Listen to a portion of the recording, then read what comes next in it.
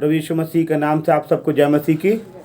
जय मसीह। और हम एक नए वचन में हैं आज, और मैंने पिछले सप्ताह बताया था कि कौन से दिन आराधना करना चाहिए, क्योंकि बहुत से मसीह लोगों में अभी भी ये भ्रांतियाँ फैली हुई हैं कि किस दिन आराधना करें अथवा ना करें, जबकि बाइबल का परमेश्वर, बाइबल का यीशु परमेश्वर स्वामी प्रतिदिन आराधना करने के विषय में बात करता है कि सुबह भी आराधना कर, शाम को भी कर। और वचन में लिखा हुआ है लूका 18 में यीशु ने कहा कि नित्य प्रार्थना करना चाहिए और कभी हियाव नहीं छोड़ना चाहिए। तो ये प्रार्थना के विषय में एक सिद्धांत है। लेकिन फिर भी एक बात मैं और आपको बताना चाहता हूँ कि 10 कमांडमेंट्स के विषय में, कि बहुत से लोग 10 कमांडमेंट्स के विषय में बात करते हैं। और 10 कमांडमेंट्स जो पुरानी व्यवस्था है में जो आज्ञा है, मुख्य आज्ञा थी, मैंने बताया था कि मूसा को परमेश्वर ने व्यवस्था दी और व्यवस्था में कुल 606 आज्ञाएं थी, और 10 कमांडमेंट्स भी उसी का एक भाग है। 10 कमांडमेंट्स भी 606 आज्ञाओं के अंतर्गत आने वाली आज्ञाएं हैं जी। और ये 10 आज्ञाएं हैं जो ओल्ड टेस्टामेंट में लिखा हुआ है, वो निर्गमन 20 अध्याय में और व्यवस्था विवरण 5 अध्याय में। अगर हम दोनों अध्याय को अगर हम एक बात करके सोचें, अगर आप पढ़ेंगे व्यवस्था विवरण 5 का एक पढ़े, व्यवस्था विवरण 5 अध्याय का 1 से शुरुआत करेंगे, आपको मालूम पड़ेगा 5 का 1 से। मूसा ने सारे जी तुम पढ़ो जोर से।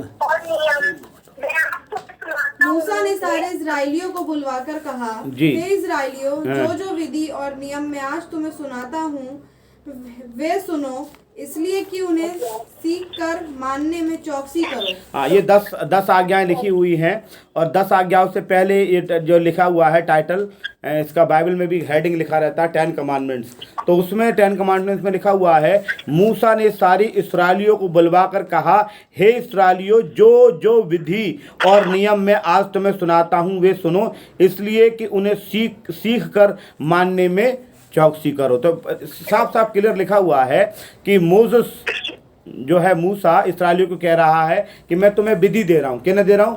इस्राएलियों को विधि दे रहा हूँ। तो ये 10 कमांडमेंट्स वैसे सब पूरी दुनिया के लिए है, क्योंकि उसमें कोई ऐसी गलत बात नहीं है कि जिसे आप मानेंगे तो कुछ खराब हो जाएगा। बट क्या है, फिर भी परमेश्वर ने क्लियर बोला है, मूसा के द्वारा बोला कि ये किसके लिए है? इस्राएलियों के लिए है। और अगर आप निर्गमन 20 का एक वचन और 2 वचन पढ़ेंगे, निर्गमन 20 का 1-2 वचन पढ़ें। तब परमेश्वर ने ये सब वचन कहे, मैं तेरा परमेश्वर यहोवा हूँ जो तुझे दासत्व के घर अर्थात मिस्र देश से निकाल लाया। हाँ, परमेश्वर कह रहा है कि मैं तेरा परमेश्वर यहोवा हूँ जो दासत्व घर से, यानी कि मिस्र से निकाल लाया है। तू मुझे छोड़ दूसरों को ईश्वर करके न मानना। हाँ, तो इसमें एक चीज मैं बताना चाहता हूँ कि मैं तेरा परमेश्वर यहोवा हूँ जो मिस्र से निकाल लाया हूँ। और जब परमेश्वर इस्राएली जातियों को मिस्र से निकाल लाया, तब 10 हुक्म परमेश्वर ने जो सीने पर्वत पर परमेश्वर ने मोसेस को लिखवाए थे, उसमें 10 आज्ञाओं को क्या किया? इस्राएलियों को बताना शुरू कर दिया कि तुम्हारे लिए ये नियम, ये व्यवस्था है। और ये नियम व्यवस्था जब यीशु मसीह आ गया तो ख़त्म हो जाता है। कैसे मैं बताऊं? ये वचन में लिखा हुआ है कि एक, अगर मत्ती 22 अध्याय निकालेंगे, मत्ती 22 उसका 34 से 40 तक पढ़ेंगे, 34 to 40, 22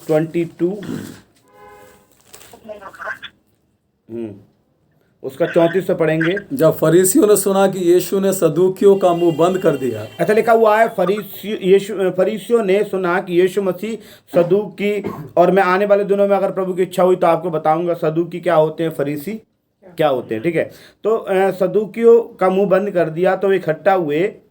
उनमें से एक व्यवस्थापक ने उससे परखने के लिए उससे पूछा। वचन में लिखा हुआ है, एक व्यवस्थापक ने जो व्यवस्था को फॉलो कराया करता था, उसने यीशु मसीह के पास अगर उससे पूछा, हे गुरु, व्यवस्था में कौन सी आज्ञा बड़ी है? उसने उससे कहा, तू परमेश्वर अपने प्रभु से अपने सारे मन और अपने सारे प्राण और अपनी सारी बुद्धि के साथ प्रेम रख। बड़ी और मुख्य आज्ञा तो यही है, और उसी के समान ये दूसरी भी है कि तू अपने पड़ोसी से अपने समान प्रेम रख। ये ही दो आज्ञाएं सारी व्यवस्था और भविष्यद्वक्ताओं का आधार है। हाँ, यीशु मसीह ने ऐसा नहीं बोला कि मूसा ने जो 606 आज्ञाएं दी हैं उनमें से 10 हुक्म सबसे बड़े हैं। यीशु मसीह ने कहीं आप हम लोग फॉलोवर ऑफ क्राइस्ट हैं, हम लोग यीशु मसीह के मानने वाले हैं। जितने भी विश्वासी गण हैं, जितने भी विश्वासी गण हैं, वो विभिन्न नामों से चल रहे हैं। चाहे उन्हें CNI बोलो, चाहे पेंटिकोस्टल बोलो, चाहे मेथोडिस्ट बोलो, हम लोग विश्वासी लोग हैं। और वचन के अनुसार मैं बताना चाहता हूँ मेरे प्रियो कि ऐसा लिखा हुआ है कि यीशु मसीह से पूछा गया कि सबसे बड़ी मुख्य आज्ञा कौन सी है।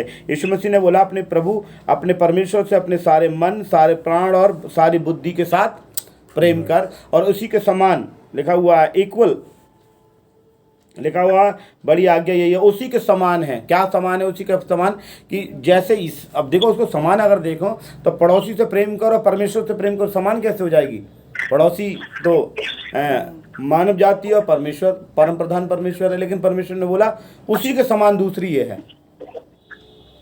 तो वह व्यवस्थापक वगैरह वो सब बैठ कर सोचने लगे होंगे क्या यीशु मसीह ने क्या किया। ये नहीं बोला कि 10 हुक्म बहुत बड़े हैं। यीशु मसीह ने ये नहीं बोला कि व्यवस्था के अनुसार बलिदान, होम बलि बहुत ज़रूरी है, तभी परमेश्वर प्रसन्न होगा।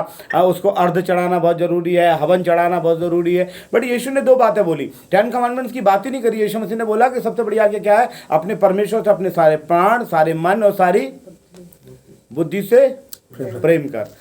उसी के समान ये है कि अपने पड़ोसी से अपने समान कर, प्रेम कर। हाँ, बहुत से जानकार जो हो सकता है सुनने के बाद इस वचन को बहुत से बहस करने लगेंगे, अरे कि 10 हुक्म को पर यीशु ने 2 भागों में बांट दिया। 5 हुक्म जो है, पहले शुरुआत में जो 5 हुक्म लिखा हुआ है, तो मुझे कोई छोड़ किसी को ईश्वर करके ना मानना, मेरे लिए सूरत मूरत ना बनाना, ये सब 5 हुक्म तो पहली यीशु मसीह की आज्ञा में कट रहे हैं कि तू अगर परमेश्वर से प्रेम करेगा तो उसके लिए ना सूरत बनाएगा ना मूरत बनाएगा। परमेश्वर से प्रेम करेगा तो सबत का पालन करेगा। बहुत सी बातें हैं, डिफरेंट बातें हैं जो वो लोग कहते हैं कि 10 आज्ञाओं को यीशु मसीह ने मुख्यतः 2 आज्ञाओं में विभाजित कर दिया। लेकिन फिर भी मेरे प्रियो, मैं आपसे एक बात बोलना चाहता हूँ और इस विषय में इसको थोड़ा समझना है कि 10 हुक्म में और यीशु मसीह में क्या अंतर है। यीशु मसीह ने बोला कि मैं व्यवस्था को पूरा करने के लिए आया हूँ, व्यवस्था को लोप करने नहीं आया। लोप क्यों नहीं कर सकते यीशु मसीह? क्योंकि उस व्यवस्था को आज भी यहूदी लोग फॉलो करते हैं और यहूदी लोगों ने अभी भी यीशु मसीह को अपना उद्धारकर्ता ग्रहण नहीं किया है। जिस दिन यीशु मसीह उद्धारकर्ता ग्रहण करेंगे उस दिन वह व्यवस्था अपने आप ही लोप हो जाएंगी। जब उस व्यवस्था को कोई मानने वाला ही नहीं रहेगा तो क्या व्यवस्था क्या करेगी? उसे ख़त्म होना ही है। बहुत सी व्यवस्थाएं ख़त्म हो गई, लेकिन फिर भी मैं व्यवस्था ये लास्ट बताना चाहता हूँ कि ओल्ड टेस्टामेंट में जो 10 हुक्म है और ये व्यवस्थाएं हैं किसके लिए हैं, मैंने पिछली बार ही बता चुका हूँ, फिर भी एक लाइन बता के आगे बढ़ना चाहूँगा। लय व्यवस्था की किताब उसका 26 अध्याय उसका 46 चैप्टर 26 का 46 लय व्यवस्था। लय व्यवस्था जो नाम ही दिया हुआ लय व्यवस्था, लेवियों के लिए व्यवस्था दी गई थी, उसका नाम है लय व्यवस्था जी। 46 पढ़ेंगे, 26 का 46।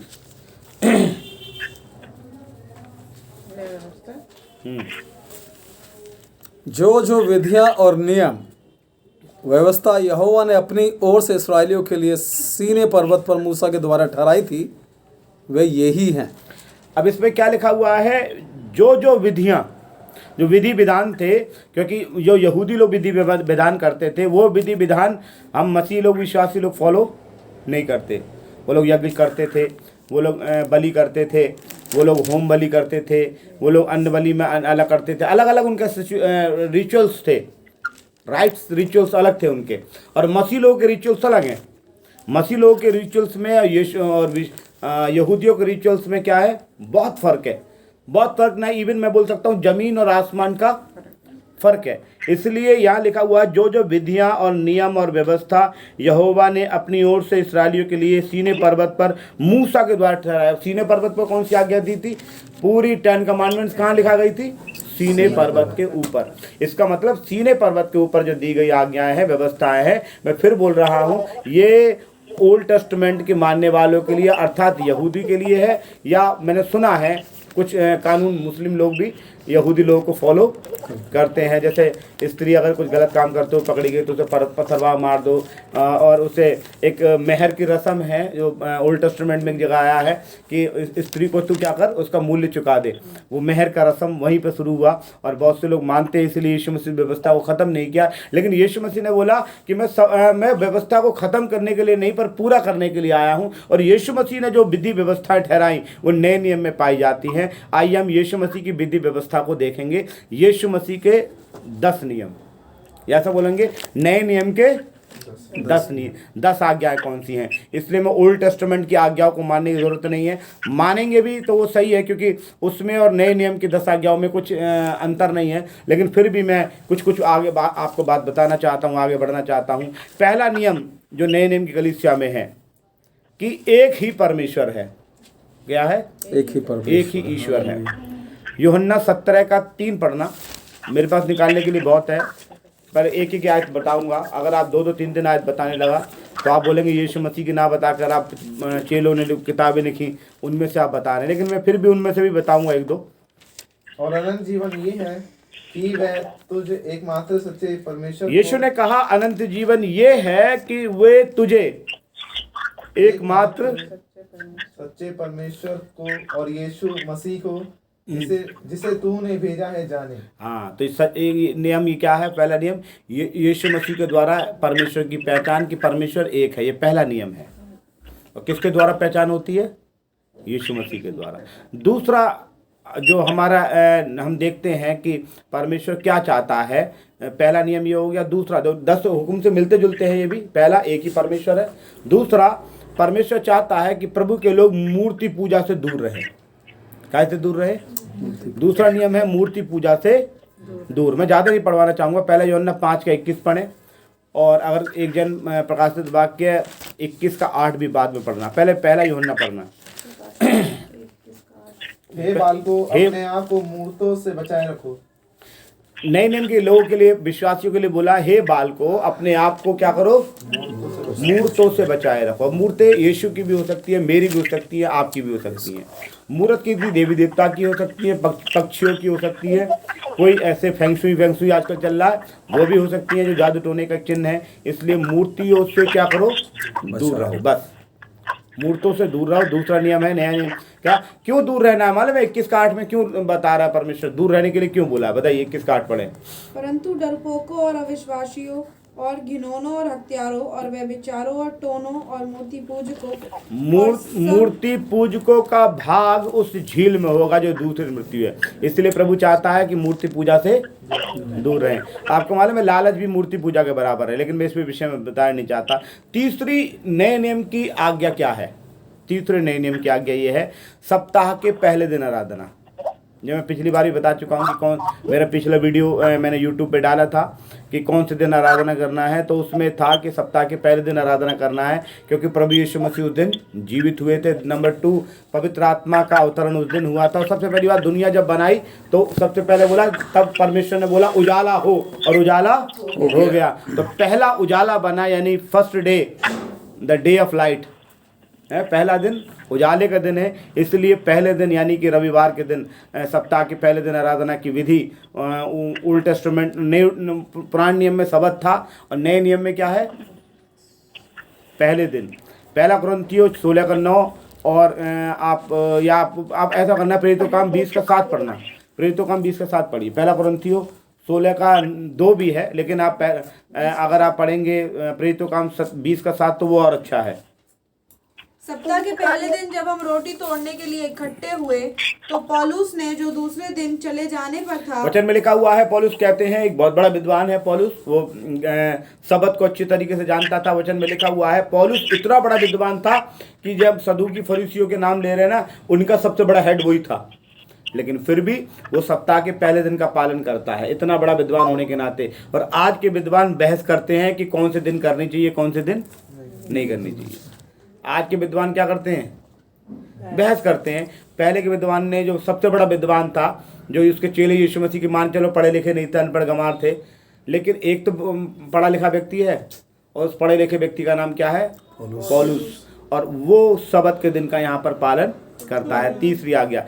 चौथी आज्ञा है जो नए नियम की है, जो ओल्ड टेस्टामेंट में भी है, अपने माता और पिता का क्या कर, आज्ञा का पालन कर। इफिसियों 6 के बारे में लिखा हुआ है, ठीक है। आप बाद में पढ़ना चाहे पढ़ दीजिए, ना पढ़ना चाहे मत पढ़िए, लेकिन मैं आगे पढ़ रहा हूँ।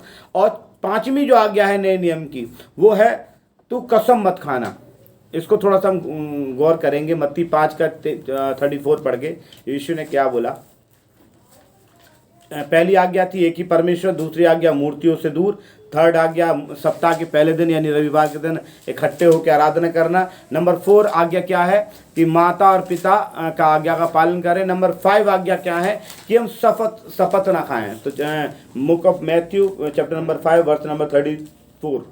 परंतु मैं तुमसे ये कहता हूँ कि कभी शपथ न खाना। यीशु ने कहा है मैं तुमसे कहता हूँ कि कभी शपथ ना खाना, ना तो स्वर्ग की क्योंकि वह परमेश्वर का सिंहासन है, ना धरती की क्योंकि वह उसके पांव की चौकी है, न यरूशलेम की क्योंकि वह महाराजा का नगर है। अपने सिर की भी शपथ ना खाना, क्योंकि तू एक बाल को भी ना उजला ना काला कर सकता है। परंतु तुम्हारी बात हाँ की हाँ या नहीं की नहीं हो, क्योंकि जो कुछ इससे अधिक होता है वह बुराई से होता है। देखिए, तो इसका मतलब परमेश्वर ने शपथ खाने के लिए, कसम खाने के लिए, किसी की भी अपनी सर की भी कसम, कहते हैं खुदा कसम, ऐसे लोग बहुत से लोग कहते हैं ये भी नहीं खाना। कसम खाने के लिए परमेश्वर ने मना किया, ओल्ड टेस्टामेंट में भी लिखा हुआ, न्यू टेस्टामेंट में यीशु ने मना किया। लेकिन अगर कोई मुझसे पूछे कि यीशु मसीह की आज्ञा कौन सी है, तो मत्ती रचित सुसमाचार 5, 6 और 7 ये पूरा यीशु मसीह की आज्ञाओं से भरा पड़ा है। एक एक सब्जेक्ट पर आज्ञा है, प्रार्थना के विषय में, उपवास के विषय में, दान के विषय में, और बहुत एक व्यभिचार के विषय में, बदला लेने के विषय में, तलाक के विषय में, कसम खाने के विषय में, शत्रुओं से कैसे प्रेम करना है इसके विषय में, प्रार्थना के विषय में, और व्यवस्था के विषय में, क्रोध के विषय में, सब कुछ है, ठीक है। तो ये यीशु मसीह की आज्ञाएं लिखी हुई है। लेकिन मैं हम उस पर आ रहे थे नए नियम की 10 आज्ञाएं के लिए। नंबर 6 है हत्या ना करना। आपको मालूम ही है, ओल्ड टेस्टामेंट में भी था, नए नियम में भी है हत्या ना करना। प्रकाश बाकी किसका 8 में लिखा हुआ है कि हत्यारों को परमेश्वर आग में डालेंगे। और पहला यूहन्ना 3 का 15 पढ़ देना, जल्दी पढ़ना चाहें तो पहला यूहन्ना 3 का 15।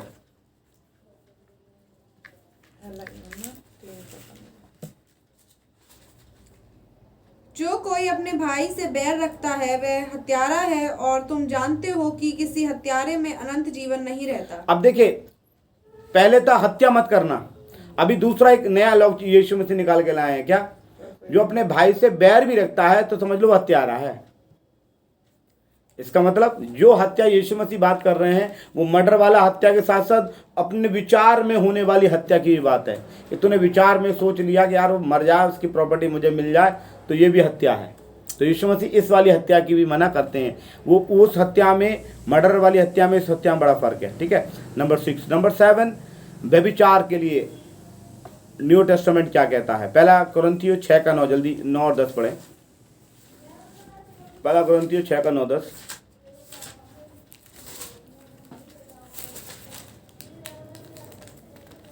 क्या तुम नहीं जानते कि अन्यायी लोग परमेश्वर के राज्य के वारिस ना होंगे।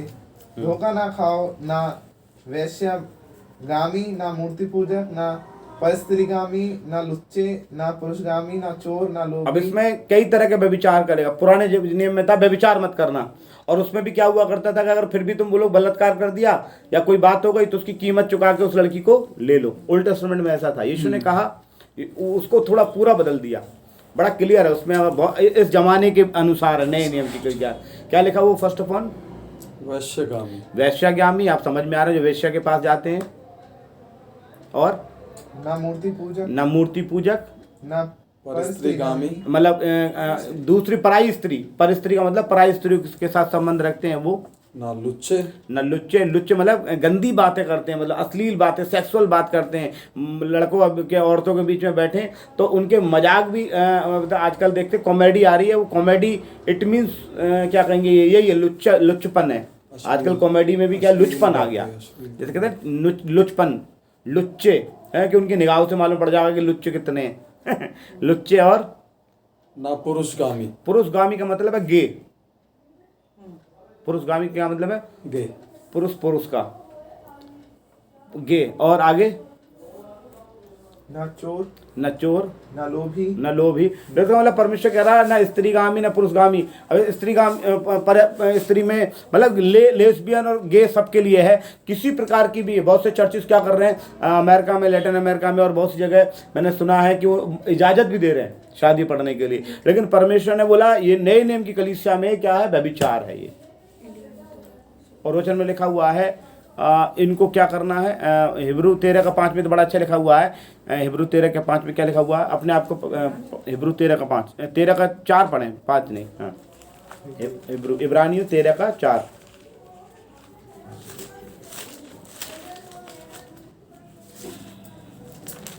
विवाह शब्द में आधार की बात समझी जाए। लिखा हुआ है विवाह सब बात में आदर की बात समझी जाए। क्या किसकी बात समझी जाए? आदर। अब ये बात आगे लिखा हुआ है विवाह बिछौना निष्कलंक रहे क्योंकि परमेश्वर व्यभिचारियों का पर स्त्रीगामियों का न्याय करेगा। इट मीन्स विवाह का इसमें एक दिया हुआ है कि आज के ज़माने में परमेश्वर को शायद मालूम था यीशु मसीह को उस ज़माने के विवाह में इस ज़माने में अंतर था। उस ज़माने में तो लोग खरीद के भी रख लिया करते थे।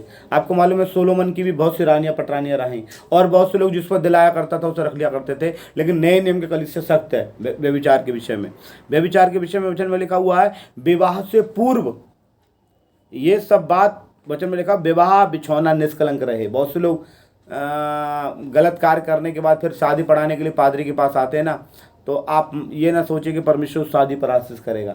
वो रीति रिवाज में भी शादी पढ़ी जा रही है लेकिन परमेश्वर की ओर से आशीषित नहीं है। इसलिए सबसे ज़्यादा डिवोर्सेस के केस बढ़ रहे हैं क्योंकि आजकल बच्चे विवाह पूर्व सब कुछ करना चाहते हैं। सारे वो सोचते हैं कि एक आनंद है, एक मज़ा है, मज़ा करना चाहते हैं और उस मज़े के चक्कर में आपको मालूम है परमेश्वर की आशीष को खो रहे हैं, औलादों को खो रहे हैं, बहुत सी और बेनिफिट्स हैं वो खो रहे हैं। इसलिए लिखा हुआ है विवाह सब बात में आदर की बात समझी जाए। विवाह क्यों बोला? विवाह तो हर प्रकार के होते हैं, भाग के भी शादी कर लो, कोर्ट मैरिज कर लो और बतेरे मंदिर में कर लेते हैं। और बहुत सी लड़कियां खासकर ऐसा सुनने में आया है, देखने में भी आया है कि ईसाई लड़कियाँ सबसे ज़्यादा इन कामों में आगे हैं। लेकिन प्रभु को धन्यवाद हो, हमें एक ऐसी कलीसिया बनना है कि हमारा विवाह बिछौना निष्कलंक रहना चाहिए। विवाह से पूर्व कुछ भी गलत कार्य करना नहीं चाहिए। बाइबल बताती है अगर ऐसा करेंगे तो वचन में लिखा उनके लिए नरक की आगे जो कर रहे हैं। ठीक है, इसलिए मैं ज़्यादा उस पर नहीं बोलना चाहता। विवाह बिछौना निष्कलंक रहे क्योंकि परमेश्वर व्यभिचारियों का पर स्त्रीगामियों का न्याय करेगा। इसलिए ठीक है, हम 8वीं बात पे आएंगे कि परमेश्वर झूठ से बड़ी नफरत करता है। यीशु ने भी बोला कि तुम्हारा पिता कौन है? शैतान है और वो झूठों का पिता है, झूठ बोलने वालों का पिता है। तो नंबर 8 पॉइंट झूठ परमेश्वर से नफरत करता है। इफिसियों 4:25 में ही बड़ा लिखा हुआ है। और भी बहुत से आप आयतें हैं झूठ के विषय में बाइबल बताती है। ठीक है, और नवी बात है कि परमेश्वर चोरी को पसंद नहीं करता। झूठ तो समझ में आ रहा है, चोरी को भी पसंद नहीं करता। चोरी इफिसियों 4:21 पढ़ना चोरी के विषय में। वरन तुमने सचमुच उसी की सुनी और जैसा यीशु में सत्य है उसी में सिखाया भी गया कि तुम पिछले चाल चलन के पुराने मनुष्यत्व को जो भरमाने वाली अभिलाषाओं के अनुसार भ्रष्ट होता जाता है उतार डालो और अपने मन के आत्मिक स्वभाव में नए बनते जाओ।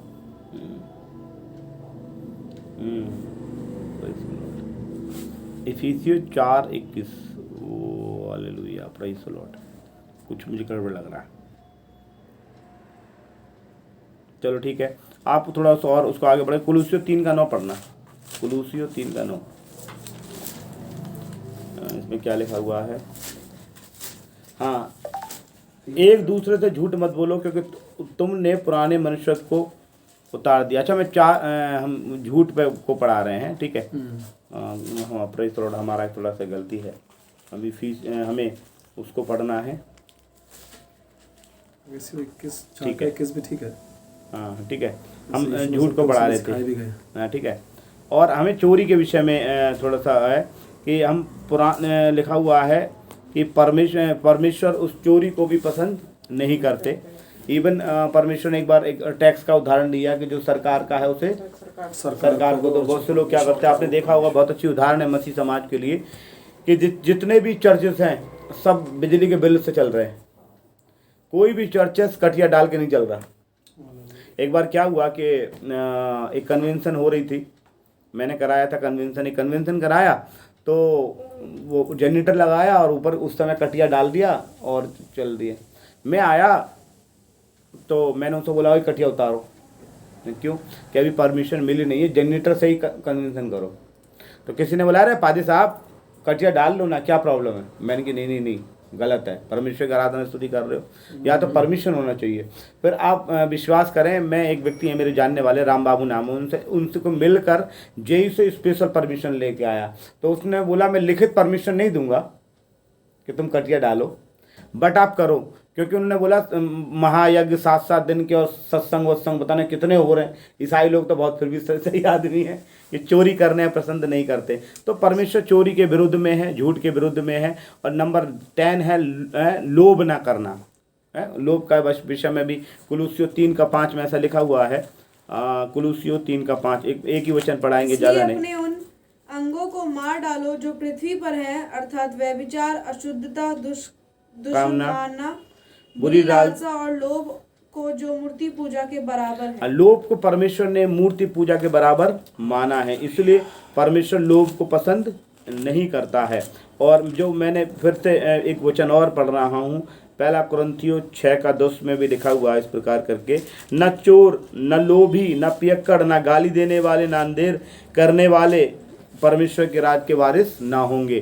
तो मैं 10 नियम दोबारा रिपीट करा रहा हूँ, नए नियम के 10 नियम। एक ही परमेश्वर है, हमें यीशु मसीह के द्वारा उसकी जानकारी मिली। मूर्तों से दूर रहना है, सप्ताह के पहले दिन आराधना करना है, माता पिता की आज्ञा का पालन करना है, कसम नहीं खानी किसी की भी, शपथ जिसे कहते हैं। हत्या वो वाला हत्या नहीं कि मर्डर वाला हत्या। वचन में लिखा किसी के विषय में बुरा सोच भी लिया तो यीशु मसीह कहते हैं आपने हत्या किया है, इसलिए ऐसे भी हत्या के पाप से दूर रहें। नंबर 7 व्यभिचार, हर तरीके का व्यभिचार। वचन में लिखा हुआ यदि तुमने, यीशु ने तो क्लियर बोला व्यभिचार के विषय में, यदि तुमने किसी को बारे में सोच भी लिया। यीशु मसीह का थोड़ा सा स्ट्रांग व्यभिचार था, कंटेंट था। ओल्ड टेस्टामेंट में क्या है, करने के बाद कीमत चुका दे, उस व्यभिचार में इस व्यभिचार में बहुत अंतर है। यीशु मसीह के व्यभिचार, यीशु मसीह ने जो शिक्षा व्यभिचार के ऊपर दी उसके संबंध में। नंबर 8 है जो है झूठ नहीं बोलना। यीशु मसीह ने बोला आप शपथ, मतलब तुम्हारी बात हाँ की हाँ में और ना की ना में होना चाहिए। नंबर 9 चोरी नहीं करना, चाहे किसी प्रकार की चोरी क्यों ना हो। कुछ लोग वचन की भी चोरी करते हैं, चोरी भी, वचन की भी चोरी करते हैं, और वचन में से भी 1-2 आयत गायब कर देते हैं। बताना क्या चाहिए, बता कुछ और रहे हैं। आजकल जितनी संस्था है वो चुप, सब चोर संस्था क्यों बोलूँगा मैं, उनको बोलना नहीं चाहिए, बट इसलिए बोल रहा हूँ क्योंकि 1-2 वचन खा जाते हैं। किसी से बोलो ग्रेट कमीशन क्या है, तुम जाओ सारे जगत के लोगों को चेला बनाओ, उन्हें पिता पुत्र आत्मा के नाम से बपतिस्मा दो। मैंने बोला हो गया, ग्रेट कमीशन हो गया। मैंने आगे लिखा हुआ है, और यीशु मसीह ने ये कहा, और जो आज्ञा मैंने तुम्हें मानना सिखाया है ये मानना सिखाओ, जगत के अंत तक तुम सदैव तुम्हारे साथ हूँ। पर ये आयत गायब कर देते हैं वो, क्योंकि यीशु मसीह की बात सिखाई नहीं रहे, तो कैसे बोलते हैं। चोरी किसी प्रकार की नहीं। नंबर 10 लोभ के विषय में, ठीक है, लोभ नहीं करना चाहिए। ये नए नियम की आज्ञा है। लेकिन अब इसमें से मैं भी 2 आयत बताकर समाप्त करना चाह रहा हूं। यीशु मसीह ने मात्र 2 रिचुअल्स, यीशु मसीह ने अपने जीवन काल में 2 रिचुअल्स बताए बस। कितने? 2 रिचुअल्स को क्या बोलेंगे, करने के लिए, मनाने के लिए। जैसे हम शादी मनाते हैं, कल में भी शादी करना है मुझे, तो शादियों के विषय में एक रिचुअल्स है।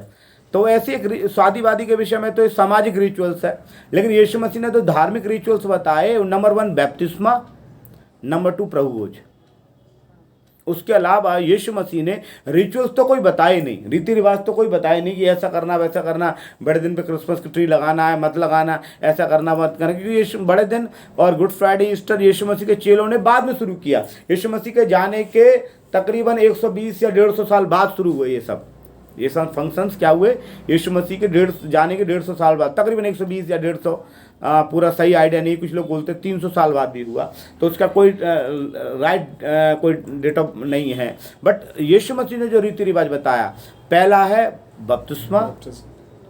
यूहन्ना ने बोला कि अरे मुझे तुझसे बपतिस्मा, उन्होंने इस रीति, मुझे तुझसे लेना है, इस रीति को ऐसे ही करने दे।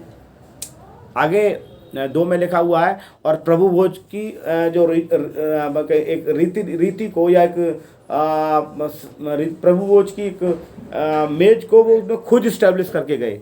उन्हें मरने से पहले फसह मनाया और उसमें प्रभु भोज यीशु मसीह ने लिया और एक तरीका भी बताया। और वो तरीका बताने के बाद यीशु मसीह ने रोटी ली, ऐसा लगा धन्यवाद करके तोड़ा, और वो पूरा कुरिन्थियों में लिखा हुआ है। लेकिन उसको भी लोग ना पढ़कर, मैं किसी विरोध नहीं कर रहा, लेकिन हर संस्था ने एक अपनी नई किताब बना ली। उसमें लिखा है आशा रवानी, प्रभु भोज, होली कम्युनियन, और वो अपनी किताबों के मुताबिक पढ़ते हैं। जबकि सीधी सीधी बाइबल में लिखा हुआ है कि यीशु मसीह ने वो पूरा रिचुअल से लिखा हुआ है कि इसको मेरी यादगारी में ऐसा किया करना। जो कोई तुम रोटी खाते तो कटोरे में से पीते प्रभु की जब तक वो ना आ जाए उसकी याद में ऐसे ही किया करो। और अनुचित लोग है तो उसमें लिखा हुआ है तुम्हारे ऊपर दंड और बीमारियां और परेशानियां आएंगी। तो पूरा लिखा हुआ है। किसी ने मुझे, मैं जिस संस्था में परमेश्वर ने मुझे रखा, उन्होंने मुझे एक बुक दी कि इस विधि के अनुसार पढ़ा करना।